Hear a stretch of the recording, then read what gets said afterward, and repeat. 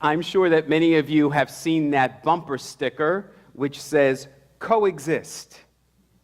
And the letters of coexist are made up of the different religious symbols of the world's major faith traditions.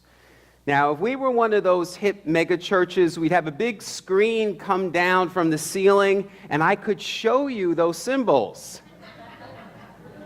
But I know that you already are familiar with them. There's the Buddhist symbol, which is a wheel with 8 spokes. And those 8 spokes represent the eightfold path of Buddhism. And the wheel represents the oneness, the wholeness. The symbol of Taoism is the yin-yang symbol, which represents balance.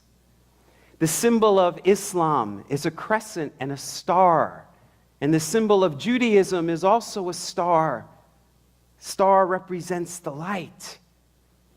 And the symbol of Hinduism is the Aum or Om symbol. It spells out the letters A-U-M.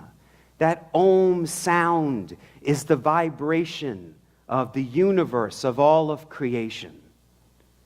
Such beautiful symbols of balance and wholeness and oneness and light and creation. And then there is our symbol, the symbol of Christianity. It's an ancient symbol of torture and death. That's our symbol, torture and death. I've shared with you before how when I was a boy growing up in church, we had a huge 30-foot crucifix. And every Sunday, week after week, we stared at the gaping wounds of Jesus and the blood dripping from his head and from his body. And so, for many years, I resisted this symbol. I thought when people wore little crosses around their necks, they were wearing little torture devices. It would be like wearing a little guillotine or a little electric chair around your neck. But as I have grown spiritually, and I have grown in my own understanding, I have come to embrace the symbol of the cross. For me, the symbol of the cross is not a symbol of torture and death. Jesus, by his death and resurrection, transformed the symbol of the cross. And so for me, the cross represents that transformation. I see the cross as the place where our humanity and our divinity meet. The horizontal line represents our humanness, our earthly nature. The vertical line represents our spiritual nature. And at the crossroads where our humanness meets our divinity, transformation happens. New life happens. We have been staring at the cross for the past 5 weeks now. It has been our focus every Sunday to remind us of that connection. Now, I know many of you follow Richard Rohr's meditations every week. And in his meditation this week, Richard Rohr said this: Christians believe that Jesus was fully human and fully divine at the same time. But the best most of us could do was see ourselves as only human and see Jesus as only divine. We thus missed the whole point, which was to put the two together and to discover the same mystery in ourselves. I love that. That was Jesus' whole point. We see ourselves as only human. Jesus was the only one who was divine, and we're just human. But Jesus' whole point was to put the two together. He said it over and over again in so many ways that you are divine. He said, the kingdom of heaven is within you. He said, you are the light of the world. He said, you are sons and daughters of God.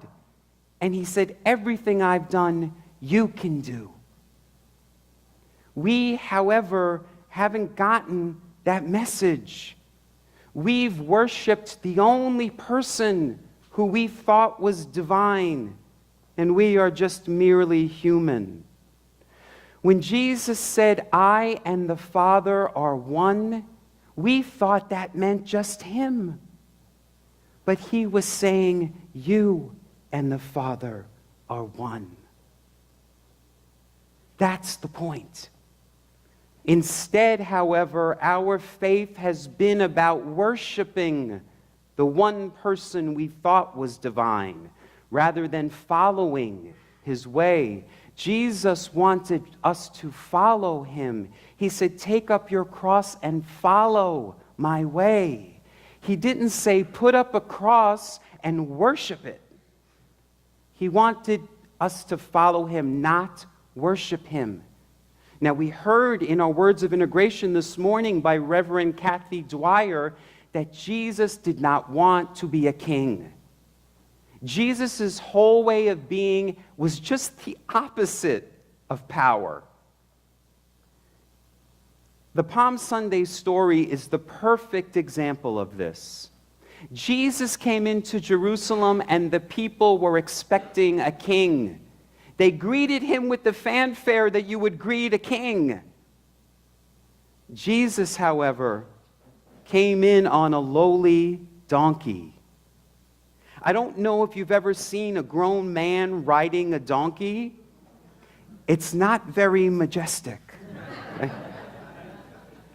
Kings would come into the city on a golden chariot or a magnificent horse. Jesus purposely rides a donkey, not only to fulfill what was written in the Old Testament, but to demonstrate humility and lowliness, that I'm not here to be the king. I am here to show you the way. We've misunderstood that. And I think Reverend Kathy Dwyer explained it so beautifully about it's difficult for many of us to use those terms like Lord and King and Master, because Jesus didn't want to be that. He was showing us the way. We know that on Palm Sunday, the first Palm Sunday, Jesus came in as a humble servant. That's what the story is all about. However, the people, the crowd that was surrounding him, expected a king, and Jesus disappointed them.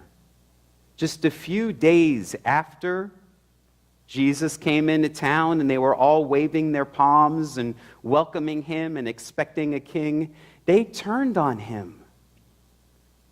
Those very people in the crowd who were waving palms, in just a few days, they'll be spitting on Jesus.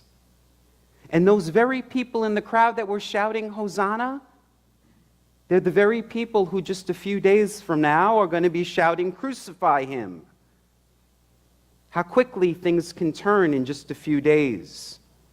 The people expected a king who would save them, and Jesus wasn't going to be that. Now, to represent that in our service today, we're going to see a shift in our worship. We began this morning with great fanfare, waving palms and singing Hosanna and tambourines and guitars. We're going to end our service, however, in complete silence and darkness. Peter Black is not going to be playing a postlude today. Instead, we are going to leave the church processing out in silence after singing, Were You There When They Crucified My Lord? There are two processions that happen during Holy Week. A procession of joy on Palm Sunday and a procession of sorrow on Good Friday. Both are necessary if we are to experience resurrection. We need to experience both. Now, a procession is a journey, but the word procession has the word process in it. It reminds us that our spiritual journey is a process. And as we walk the spiritual journey, like Jesus walked into Jerusalem, we will have to experience death. I am not talking about physical death. I'm talking about that you have to die. Now, if you were here last Sunday, I was explaining how Lent happens during the season of spring because spring shows us that death and life process. A seed has to die to being a seed in order to be a plant. It can't stay a seed. A caterpillar has to die to being a caterpillar in order to be a butterfly. And you have to die in order to experience your spiritual self. You have to crucify the ego.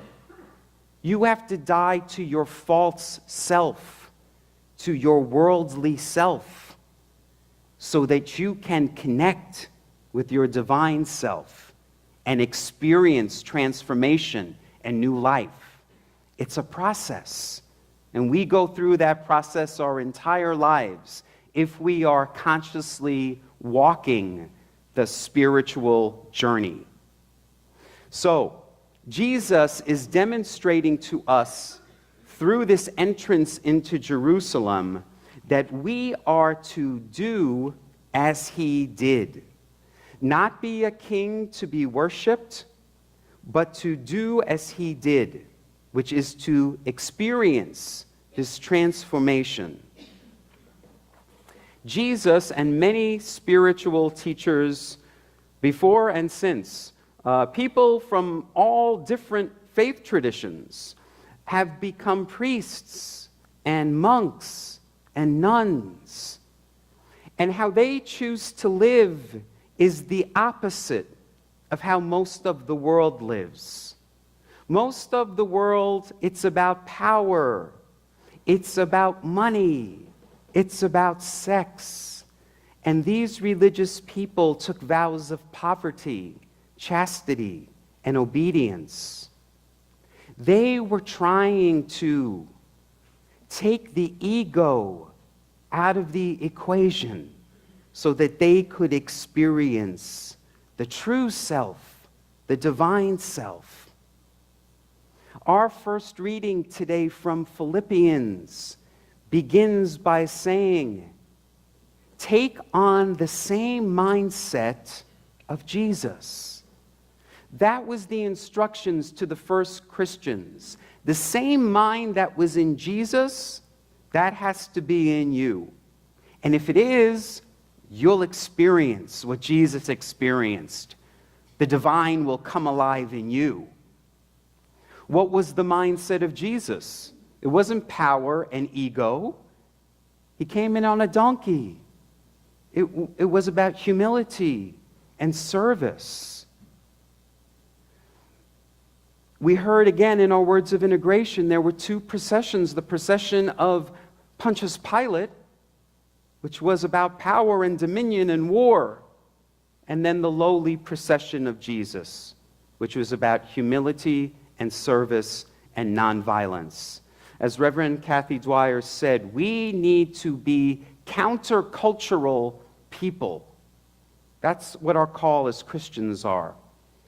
Now, those first Christians who Paul was writing to in his letter to the Philippians, they were under the rule of the Roman Empire. And if you were a good citizen, you pledged allegiance to the Roman Empire. You would raise your hand to the insignia, and you would declare that Caesar is Lord. Those first Christians didn't do that. They proclaimed that Jesus is Lord. And that is why so many of them met the same fate as Jesus. Paul wrote that letter to the Philippians while he was in prison. We have to be countercultural people. And oftentimes, when we speak out against what the world considers the norm, we will not be greeted with palms. We're going to be greeted with jeers. But if we are truly to proclaim to the world that we are Christians, we must take on the same mindset as Christ. That's our instructions. That's what we're to do. And what it's going to require from us is that the crucifixion, we have to crucify our ego.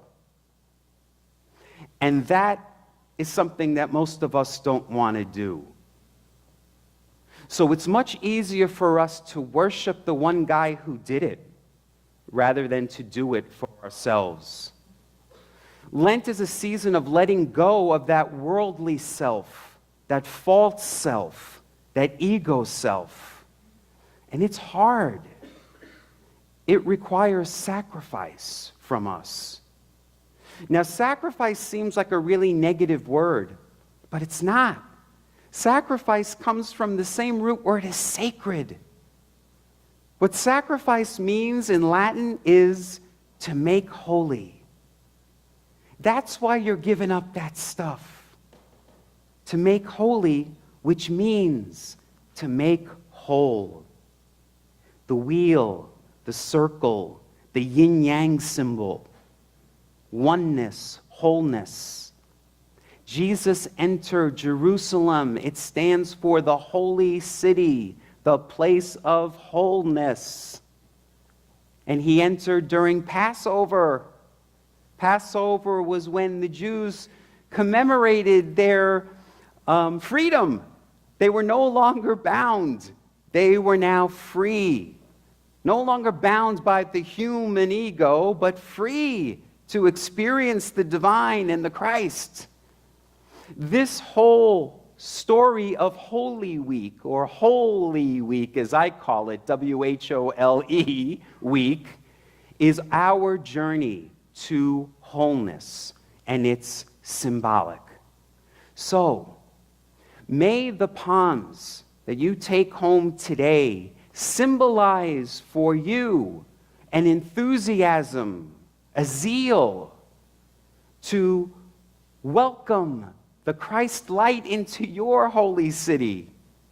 May the symbol of the cross remind you to meet up with your divine self so that you can experience this transformation. And may the Holy Week ahead of us be a week for you to become whole and to experience new life on Easter morning. Namaste.